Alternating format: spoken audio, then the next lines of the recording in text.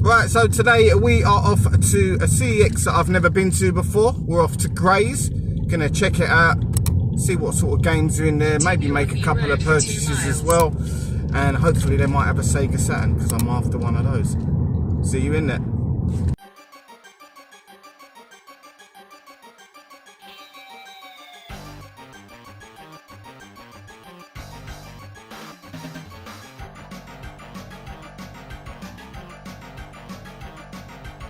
Right, so here we are today in Grays.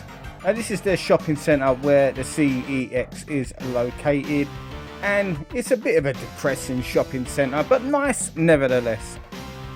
If you haven't already, please consider subscribing to the channel, hit the like button, hit the share button, hit that bell notification, all that good stuff. You're helping out the channel massively, and it's much appreciated by myself.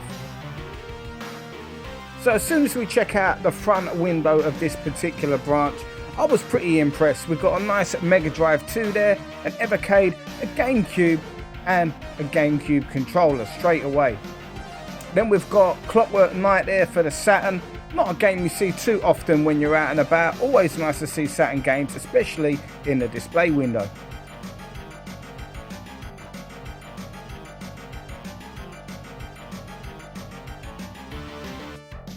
Now I will maintain that the PlayStation VR 1 has got to be the best entry-level way into having some sort of VR in your household. You can pick these up for as little as £30 to £40 these days, and whilst it's not the best experience, it is far better value for money than some of the others out there if you want to dip your toes in at a relatively cheap price.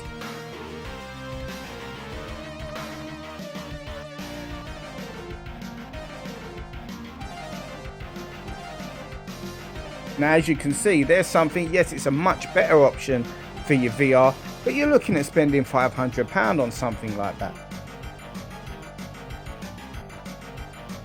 Now we're still in the window, got this Transformers game down here. I'm not too familiar with this one on the Xbox 360, so about £25, so relatively an expensive game for the 360, all things considered. Did I miss a trick today not picking that one up? Let me know in the comments below. Definitely trying to be a little bit more selective with the games I pick up for the 360, the PS3 and the PS2. So yeah, I'm trying to stop buying what people would maybe consider filler and trying to get the higher quality titles in as time goes on.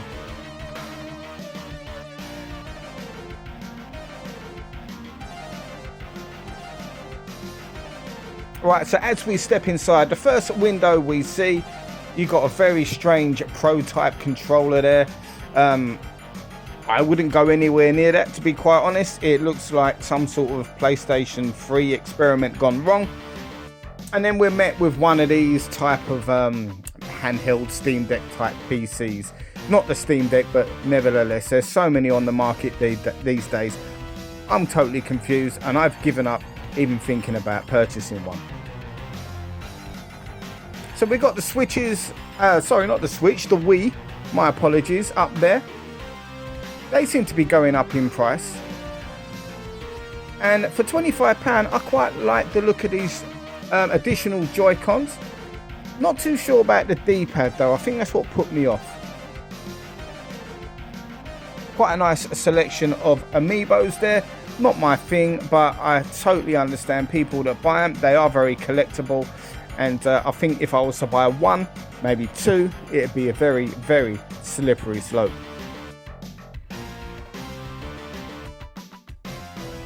Now I've always liked this Nintendo Switch Lite, the one that's kind of like the GameCube colour blue. Really nice aesthetically, that one. Probably one of the best, if not the best, to look at out of the ones released. Apart from maybe the limited editions that we've had out there. Nice selection of DS related stuff there. 2DS, 3DS and the 3DS XLs. And right here, I was very impressed with the content within the Grays store. Just here alone you can see some really good PlayStation 1 titles, and look how they keep the Platinum ones separate. I really like that, so you kind of know what you're buying.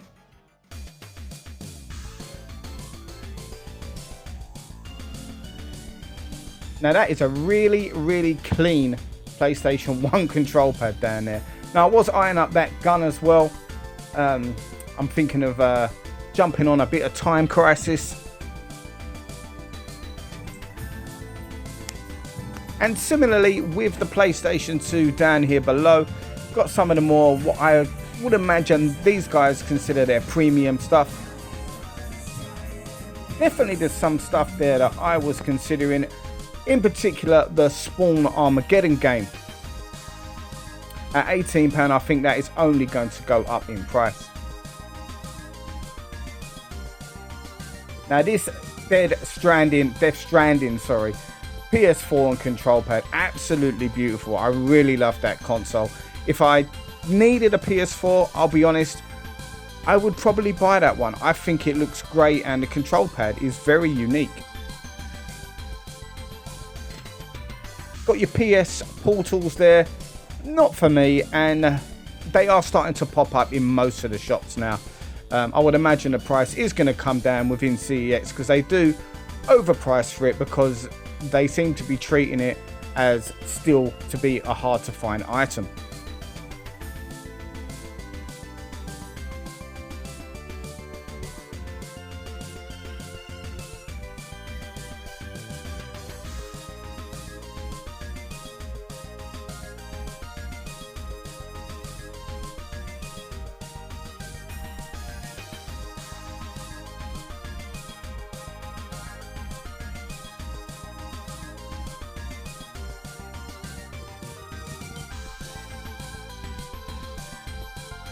Pretty good selection of your Xbox stuff here. Many options, whatever you want to buy. Now I'm intrigued by the Kinect that came out for the Xbox One. The price it goes for, if you can see here, I really thought they was worthless. Is there some sort of trade value in these things now? Because I'm pretty sure you'll see these at car boots. Maybe not as much as the original Kinect, but I'm sure they're out there. And speaking of the original Kinect, there you go.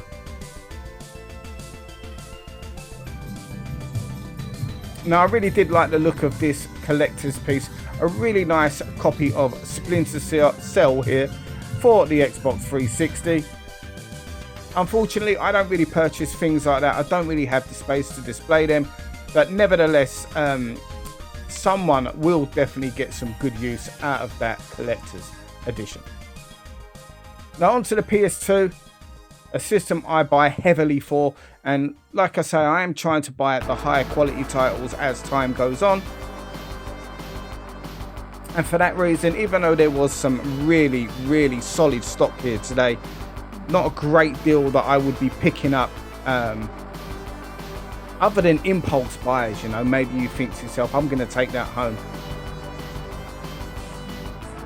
But one thing I will say for this branch in Grays is that the stock across the board for all the consoles from PS1, PS2 and up and up and up as we go through the generations is fantastic. They've got a broad selection of games for each of these systems, and there's a good chance if you go in there you're going to find what you're looking for,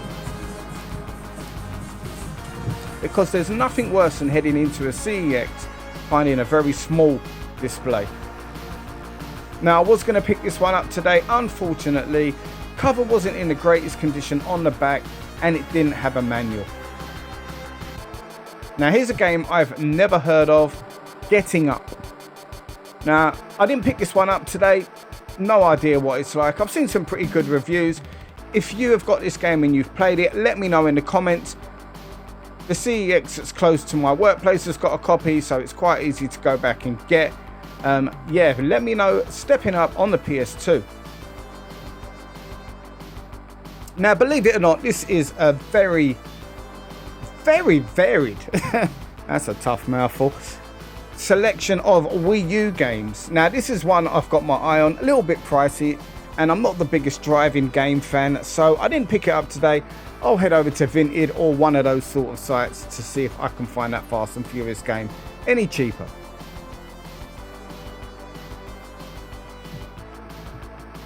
Pretty good selection of Wii titles as well. I've said it before, there's so many games on the Wii because of the amount of systems that Nintendo sold, that there was just so much to go through before you find what you would call maybe hidden gems.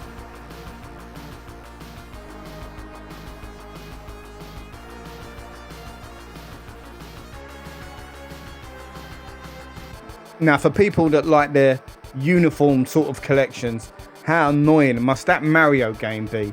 And the Sonic and Mario at the Olympics one was just sticking out. Every other game on the Wii practically is in a white one, and you got those two. As nice as they look, just very outlandish and playing with your OCD.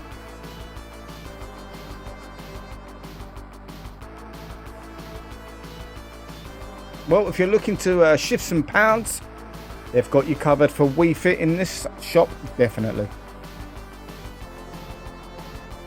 There's Wii Music there. Terrible game. Terrible, terrible. And look, some more Wii U games.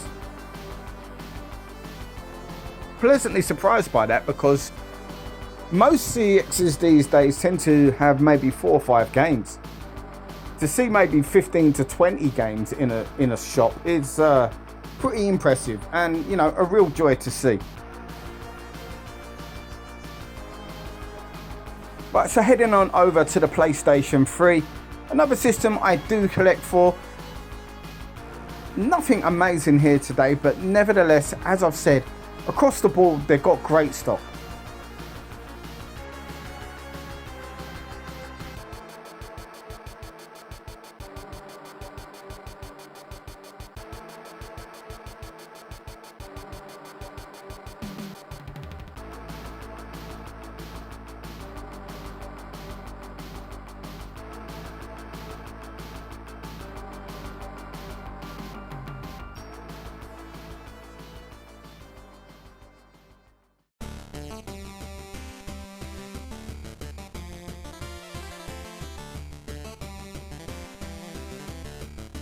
Some great stuff on the PSP there, some UMDs. Again, another sort of product we don't really see that much of out and about. There was tons sold, and I know it wasn't the most successful format, but nevertheless, you should see more out there than we do in the shops. Maybe some people are clinging on to them. Now, as we head on over to the Xbox 360 selection, Banjo-Kazooie up there. Recently picked that one up. It was missing in the collection. I honestly thought I had a copy, so picked that one up at £6. I think that's brilliant value.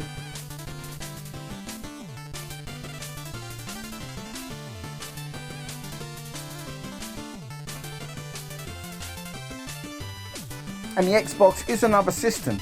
There's so many games out there that came out, and I thought I was on top of the 360 when I was an avid buyer during the system's lifetime. But I keep seeing games that I've never seen before, and I love going out and about and learning more about the system. There's so much stuff that I obviously missed.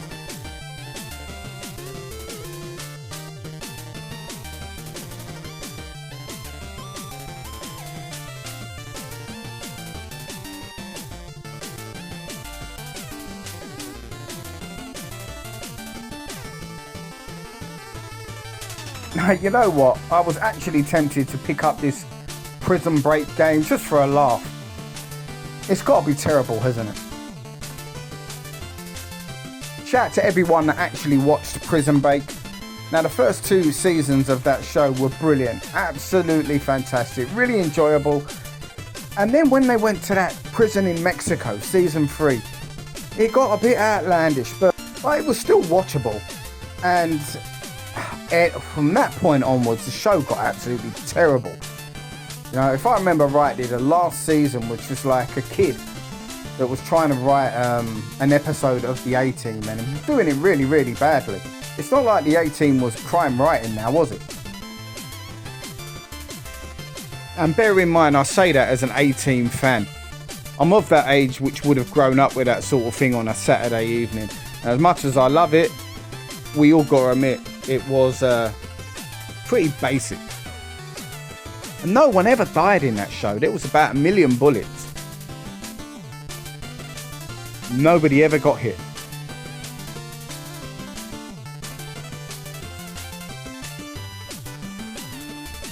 Now, not a bad selection of the OG Xbox stuff here. Another system you don't see a great deal of. Now over to the Nintendo Switch, and a Bluey is there again. It haunts me.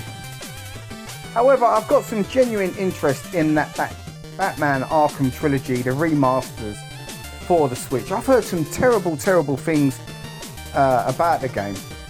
Let me know in the comments, as in all honesty, it's quite cheap to pick up on other systems if you just buy all three separately. But yeah, I wouldn't mind all three on the go, but I've heard it's almost unplayable.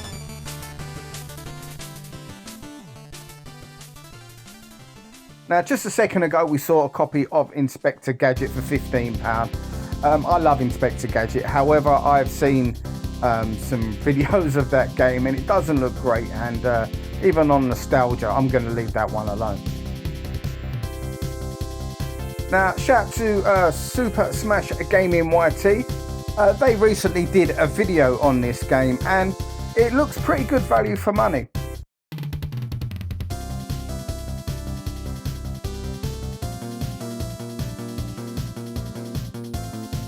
Sometimes you've got to be on the ball with these Switch games because some of them are really cheap and for whatever reason at some point the prices go sky high.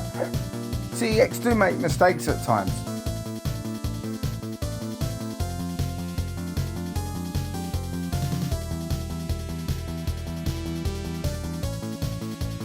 We've got Lost Judgment there. Really good game if you haven't played that one.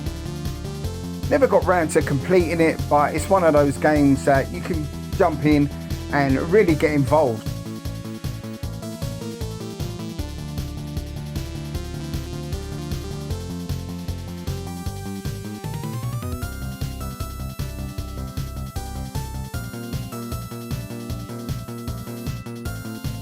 Now, I've said it before and I'll say it again. With Game Pass and a lot of other stores, you know, the games come and go, and I thought they were great options at one point. They're still good options, but with that occurring and, you know, the attitude that a lot of these game companies have towards us as consumers, I am starting to pick up some games on this system as we go along. I genuinely do fear for the future in terms of what they say we own.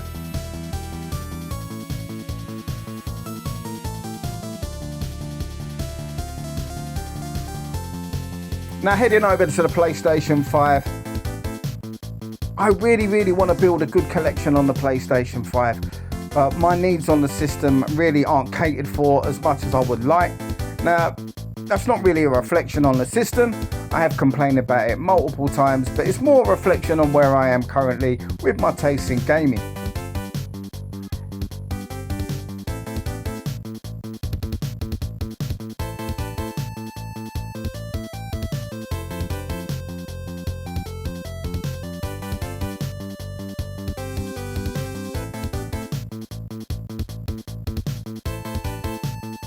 There's one next-gen game I am on the lookout for.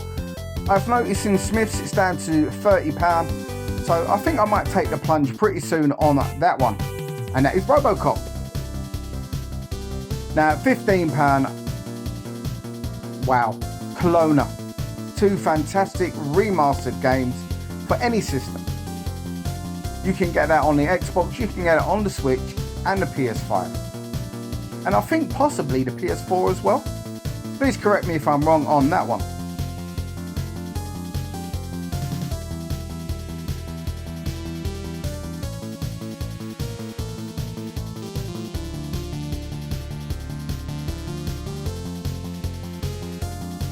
Those Jumanji games, have you noticed they're everywhere?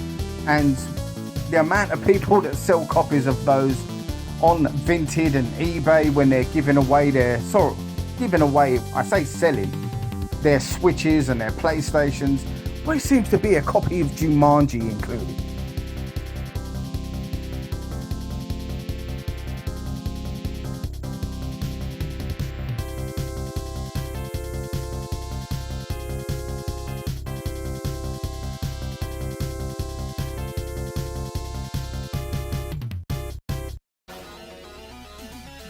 You know, I've never actually played Cyberpunk.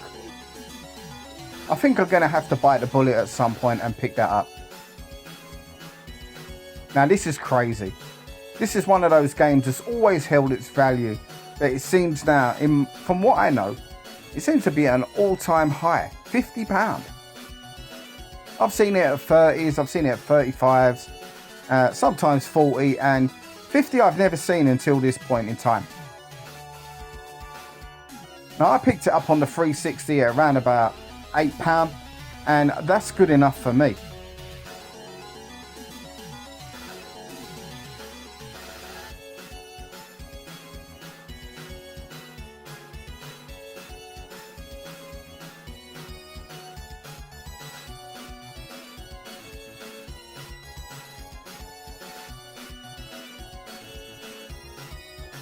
There's a Radical there. I had that on the Switch. I sold it within a couple of days. It's pretty terrible, and even at that cheap price of like £4 or £5, I don't want to bring it back into the collection.